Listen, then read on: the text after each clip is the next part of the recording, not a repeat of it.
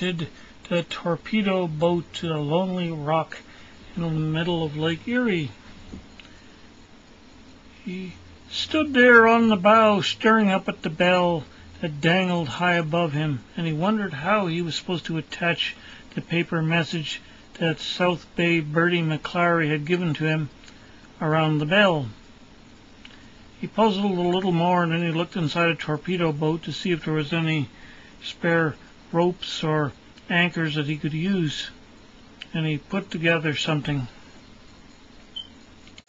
Around and around and around Harris swung the little boat anchor, and then he gave it a mighty heave, and up it went, up over the rock and down the other side, and he tied both ends of the rope to the boat so it wouldn't drift off, and he climbed up the rope, and when he got to the bell, he taped and tied the message that South Bay Bertie had given to him inside the clapper of the bell.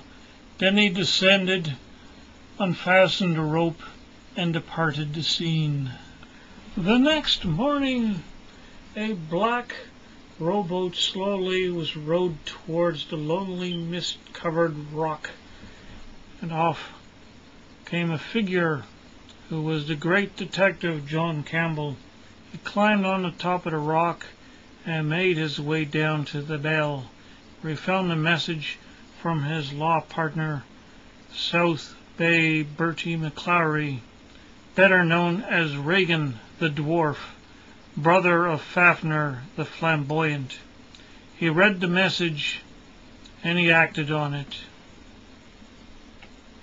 Meanwhile, back in Houghton County Jail, South Bay Bert McClary, also known as Regan the Dwarf, continued his charade and stayed inside the prison to see what information he could gather from other prisoners on the operations of Dr. Troy Moriarty and his bootlegging enterprise in Norfolk County.